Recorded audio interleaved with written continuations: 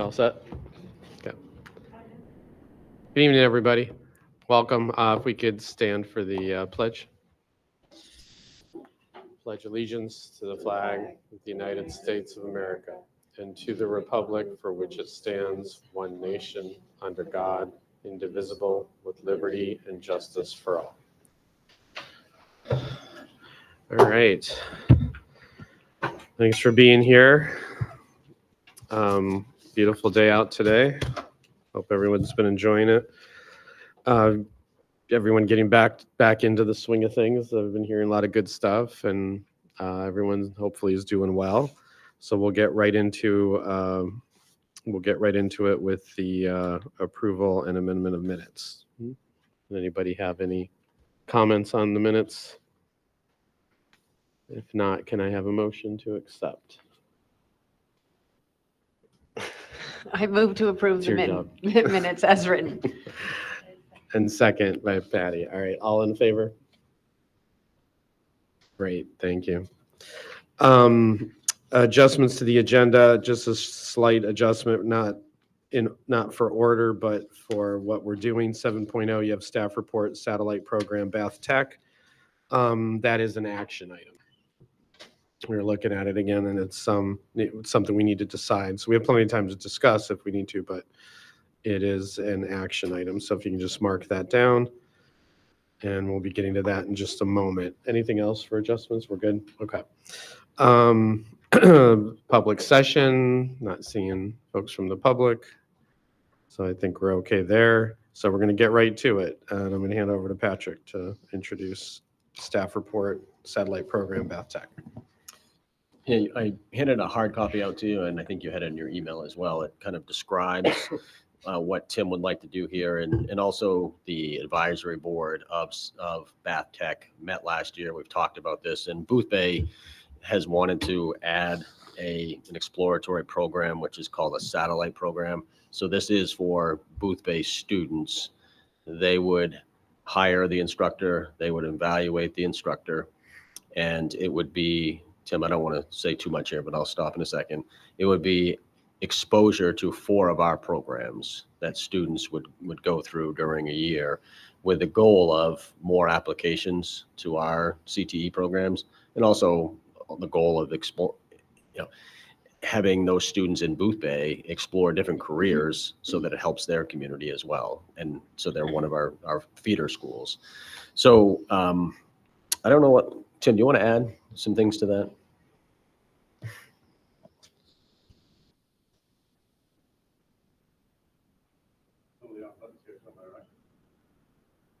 How about now?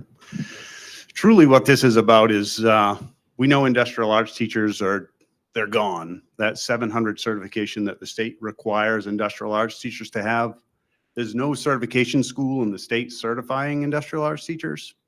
So they currently have one of the last remaining industrial arts teachers who is retiring this year. They have a lab that's set up with, it's a blue collar community that values the trades and hands-on learning. When their instructor retires, they won't find another person to fill that void, just like Morse did with Fred Sprague and Mark Mary. That certification is gone. I was hoping as a CTE, I looked at this where I'm still real new as a director, as an opportunity to try to expand Bath Tech to down there. Seems easy. There's a lab. The state will fund the entire program. I don't know if you know how CTE is pretty much funded, but CTE, really, we run the most expensive programs in the school, and it costs the taxpayers no money. It's all state and federal money. So I'm looking at providing an opportunity for Booth Bay students to get exposed to 4 to 5 different CTE programs down there. I looked at welding, carpentry, electricity, mostly hard trades, because what's the kids' value.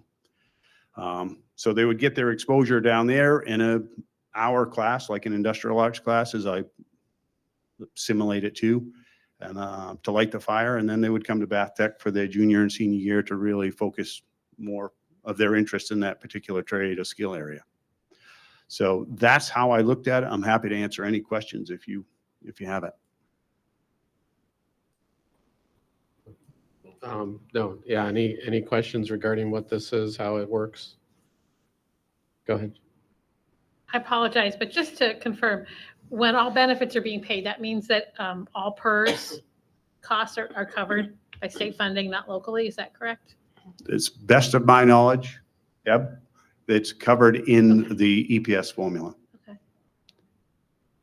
And wasn't it if there's any extra than booth-based paying it, if there's any extra cost to having someone Yes, there, I met they with- would, they would cover the extra cost. Yes.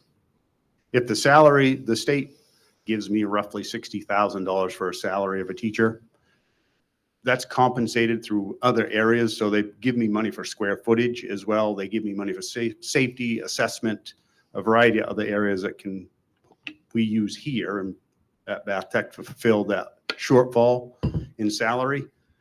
Booth Bay has agreed to, if there is a shortfall in salary, they would pick up any extra costs on that salary.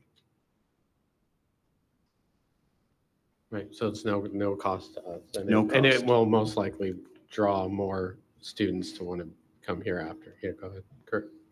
Yeah, Tim, kind of unrelated, but would you say that most of the programs here are at capacity?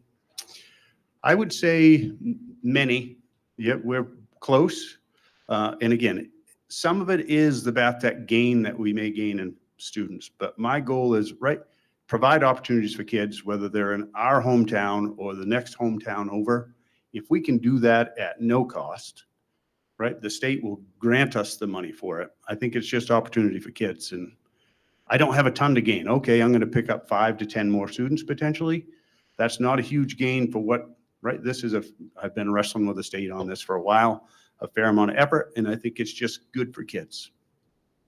And could there be some kids at Booth Bay who want to come to Bath Tech, but there isn't a spot for them? And so this could be a way of filling the need. Absolutely.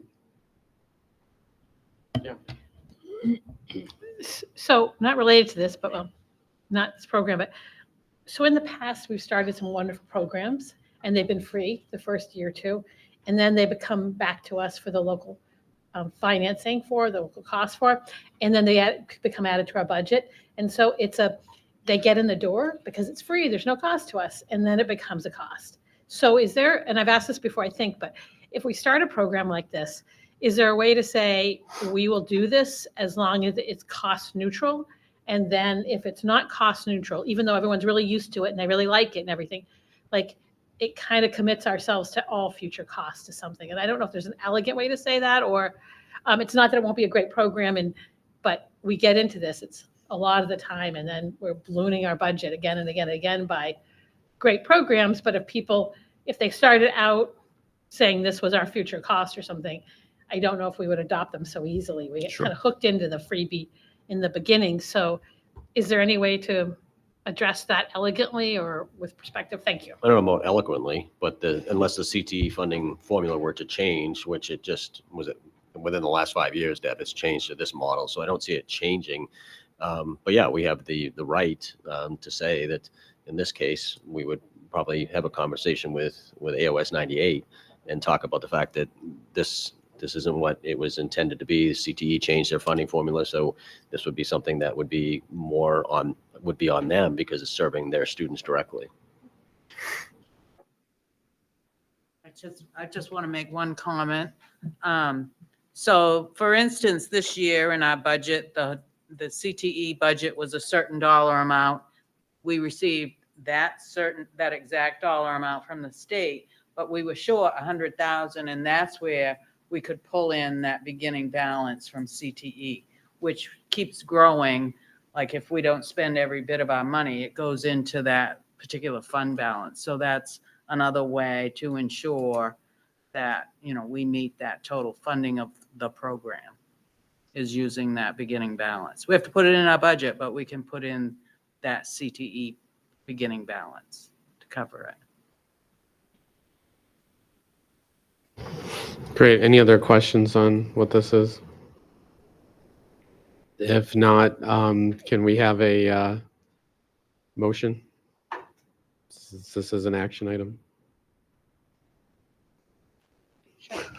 I move to approve the main CTE exploratory program, I would And- add satellite program. satellite Satellite. program in Boothbay High School.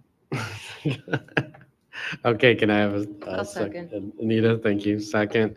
Any further discussion? No? All right, all in favor?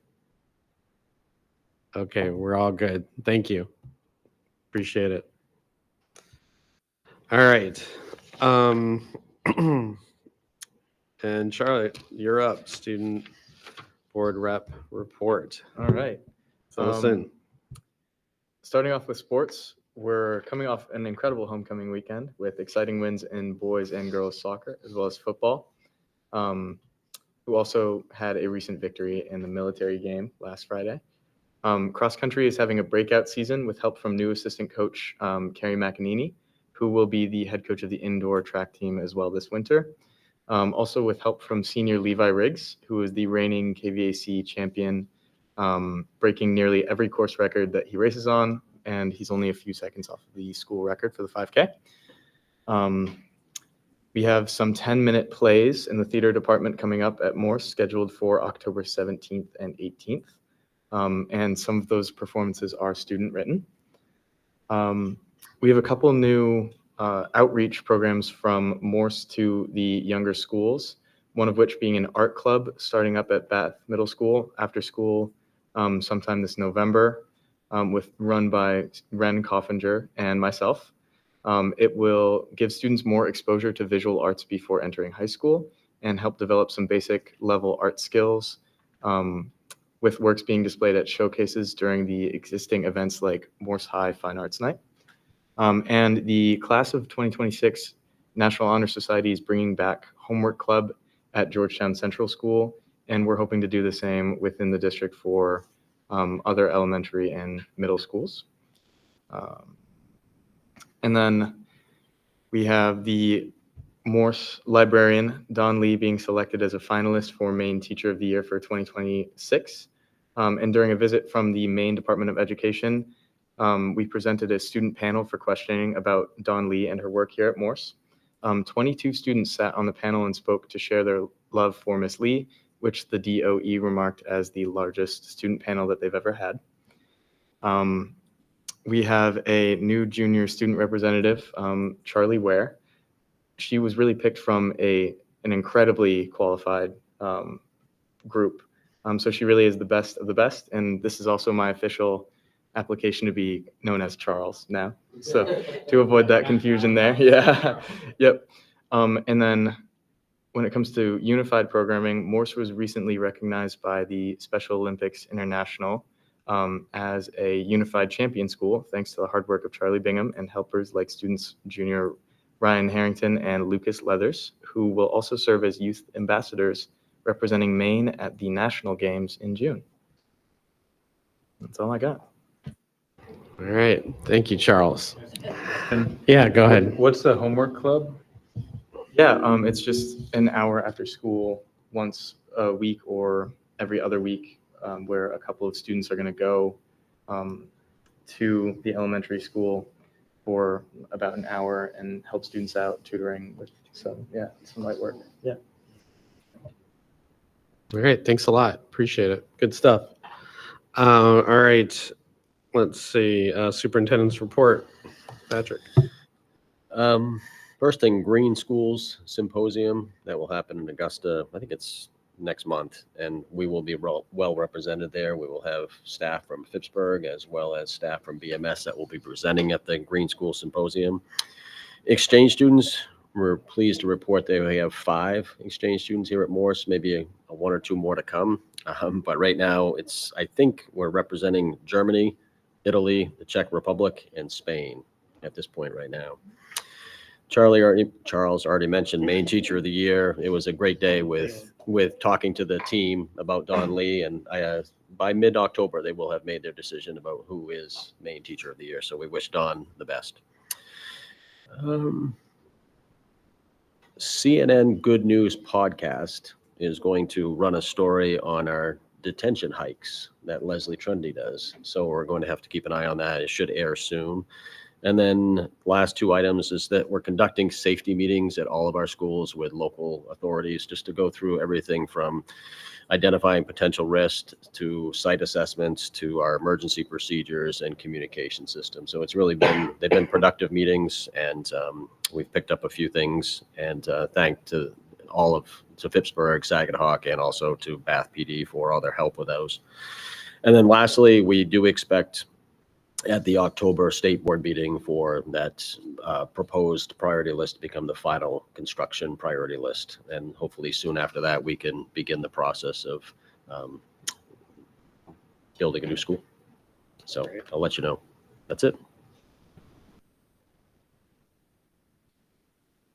Yeah, the fundraiser is more of an FYI. You can see the list there. I don't know if you have any questions about specific ones that you may have, but there's just more of an FYI. I just want to say thank you for the Maine Health Grant and, well, the Maine Health Grant, because they're funding both of these things. And I just think it's wonderful that we have that resource, and thank you for that. And they sound like wonderful trips, but thank you.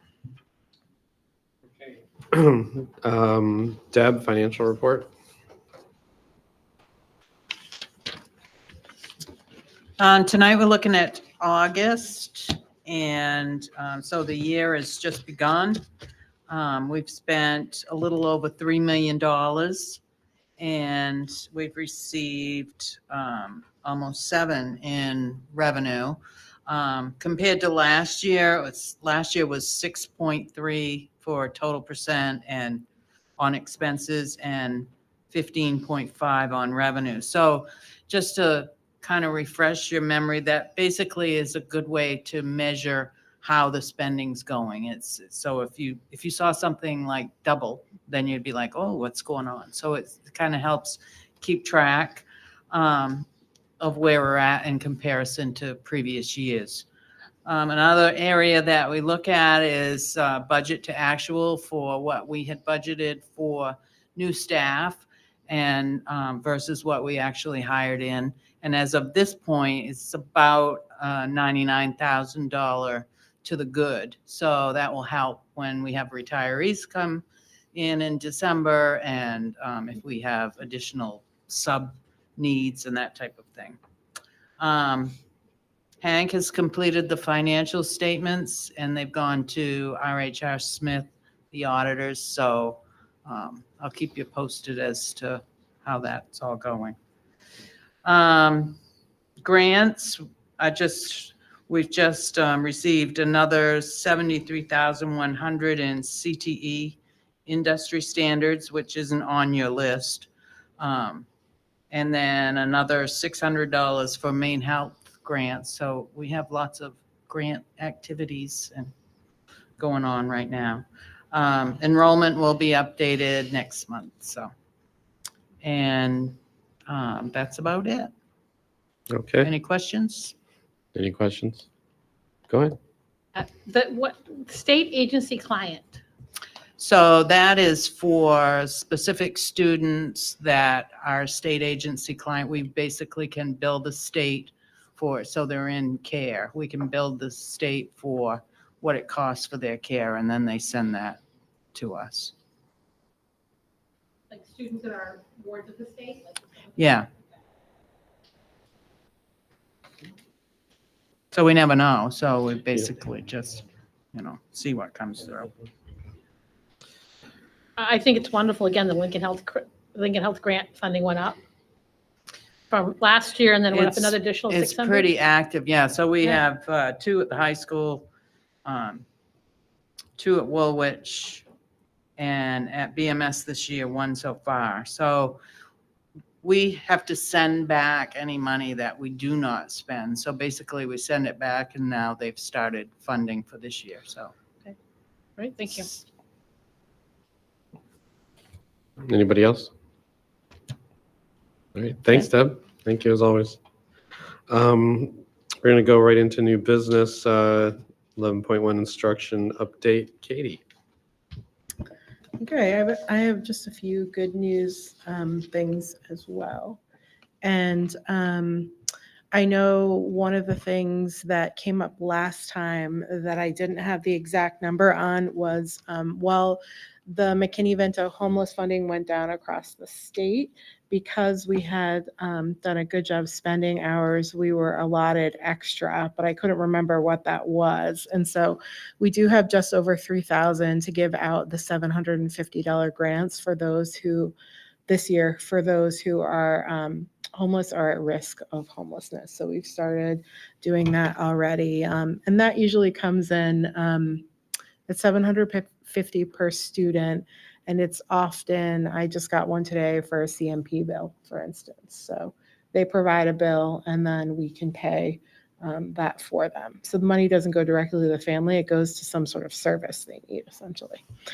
So there's that number that you had asked for last time. Happy to report that we continue to have visitors to Morris High School to find out about our No Phone Known Smartwatch program. And actually, Patrick got asked for the three of us, Patrick, Eric, and myself, to present at the Maine Superintendent's Conference that is coming up in October. So we'll be sharing our plan there and how things have been going. So that's exciting. We have a professional development day coming up on the 10th, and I know that you like to know what we'll be doing. We have a lot going on. So we'll be doing the topic of Reveal Math, our new math program with Maine Math and Science, as well as some with our K-5 group. We'll be doing some data analysis with the Dibbles literacy data, and also Woolwich Middle School, we'll be looking at their NUIA and IXL data.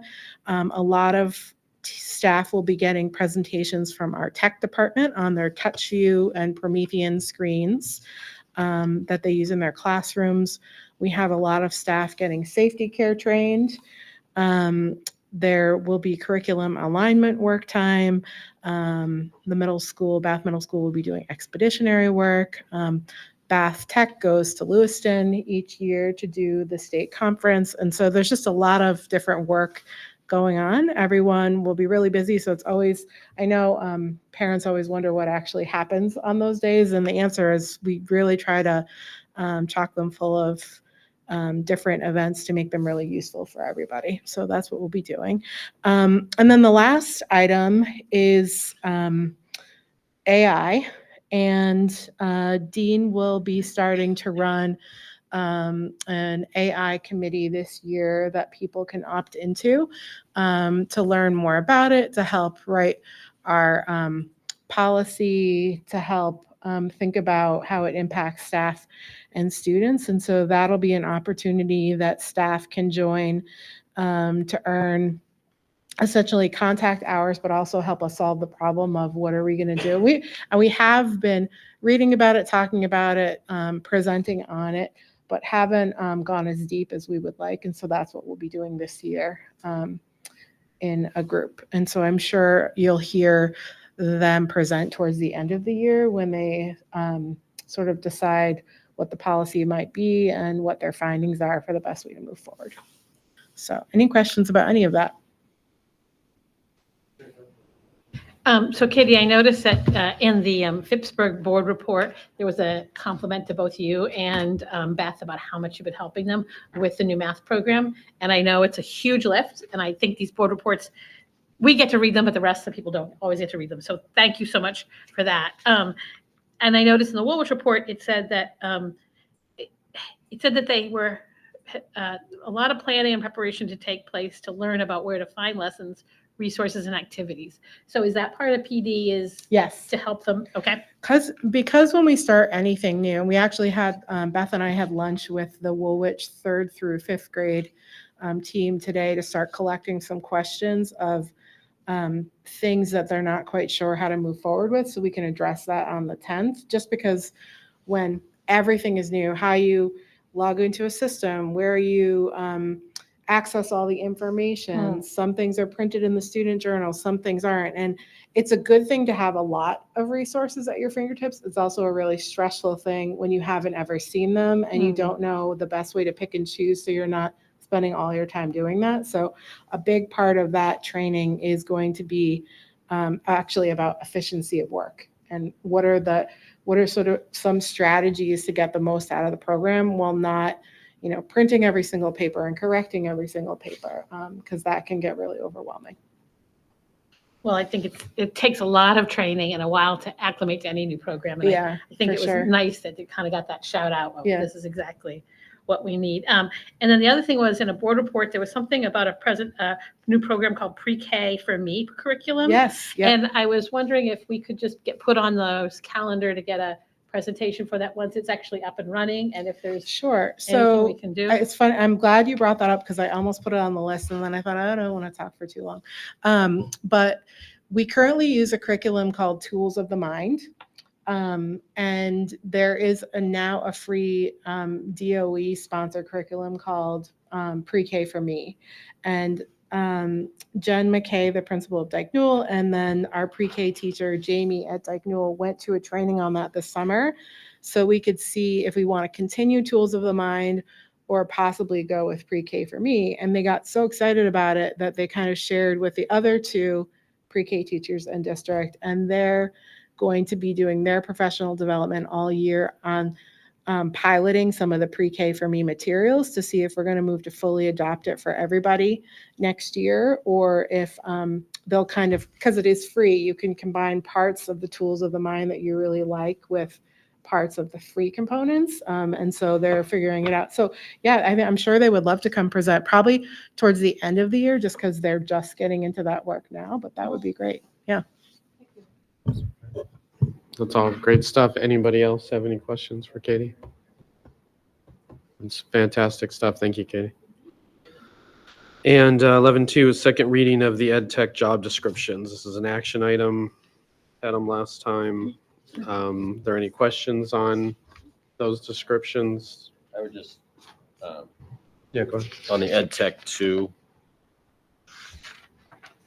I just want to, on the Ed Tech 2, number 26, I know there's a lot of numbers on there, but number 26 was added, and that was a joint addition between the union and the administration. Oh, okay. Just something that was omitted, which is important.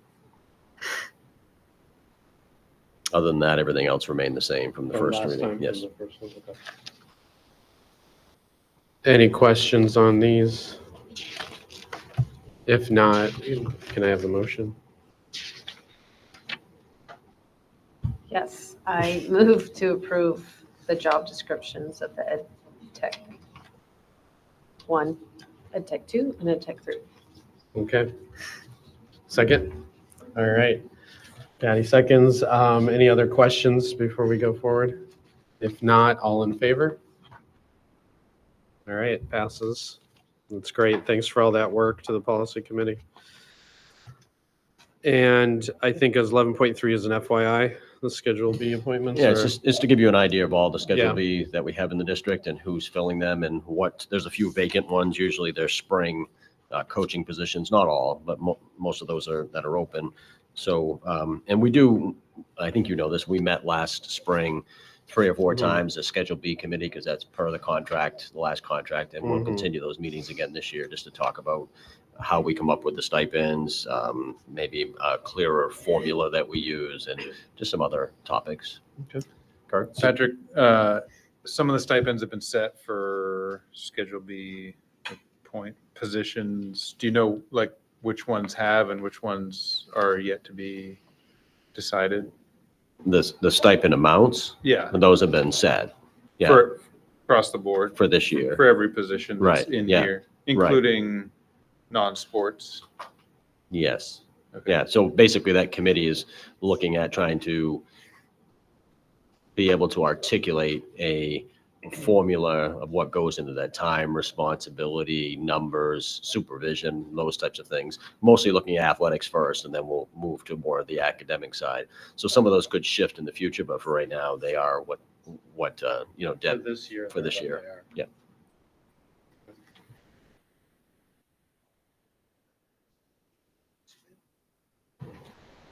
Anybody? All right. Overnight out-of-state field trip requests. These are an action item. It's the high school outing club to Camden and to New Hampshire. Take these together. Are there any questions on these? For both of the trips, is this the same cohort of students? I don't know the answer to that, but Charles might. I do, yeah, so it's the outing club, so it functions as a sign up for the members of the club individually. Like, I know it takes 14 students. I'm not sure this case on the Hoya, but yeah, up to 11. So it all comes from the same club, which is around mail and paperwork. So some may choose to go and others, some may go to both, some may just go to one. It's not a set, these 10 students are doing both, right? Okay. But it's from the pool of kids who have signed up for the club. Thank you. Any other questions on the outings? If not, may I have a motion? Megan? Sure. I move to approve the overnight field trip requests. And can I have a second? Kurt? All right. Any further discussion? If not, all in favor? All right. Look like good ones. 12.0 are the goals. So I guess I would start with the title, which are 24-25 goals. So maybe we need to look at those at some point. But for the goals that we have set here, I think that we met the safe and supportive school goals in talking about the safety meetings and the communication with our local law enforcement that Patrick mentioned.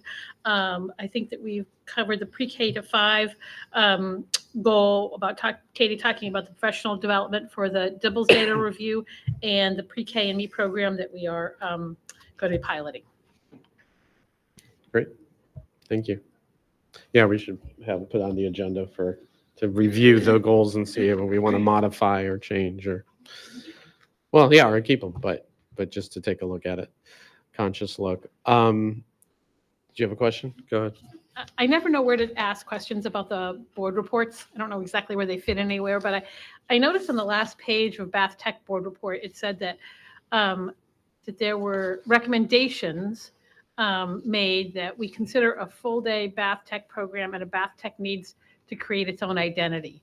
I was just wondering where those recommendations came from or what created those recommendations. I guess there was they're looking to try to fulfill them, but I didn't really understand where they're from. Yeah, last spring, Tim had something similar to NEASC accreditation here at Bath Tech. And so it's a group from the state primarily that comes in and they do a couple-day assessment. And then Tim obviously and the staff here have to submit, a self-assessment of what we do. And so that one recommendation was, to consider certain considerations somewhere around our facility, even though it's fairly new, some things that they thought we could look into. So it's not a mandate or anything. It's something to look at. And I think the full day or having students here for all day to get their academics and their CTE from sending schools. I mean, that's been brought up before. Other CTEs in the state have had those discussions. So it's really Tim and his team looking at those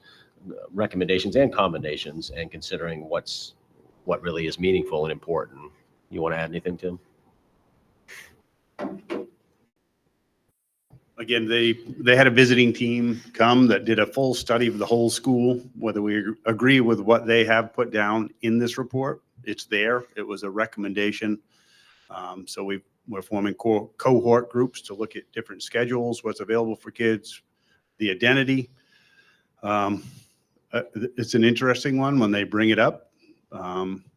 We're out front. We're on the bulletin boards all around, and we're a part of the school. So I'm not sure exactly what that was meant by, but we'll look into it and we'll share back our findings. And I can send. I know we always send you the NEASC report, not the whole thing, but I can certainly send you kind of just the summary of commendations, recommendations, so you can see them as well. So it's not like you're going to fail any kind of thing if you don't. No. They're just general. Okay, that's all. Thank you. You always have to list something. Yeah, or they feel like they haven't done their job. Okay, great. So our next meeting is Monday, October 27th. We're moving right into fall here. Any other business, Patrick? Anything else? Because it was nice and short today. Just want to make sure there's nothing else before we adjourn. Okay. So if I can have a motion to I adjourn. make a There we motion to go. adjourn. And second, Jennifer. All right, all in favor? Thank you all for being here. Have a great evening.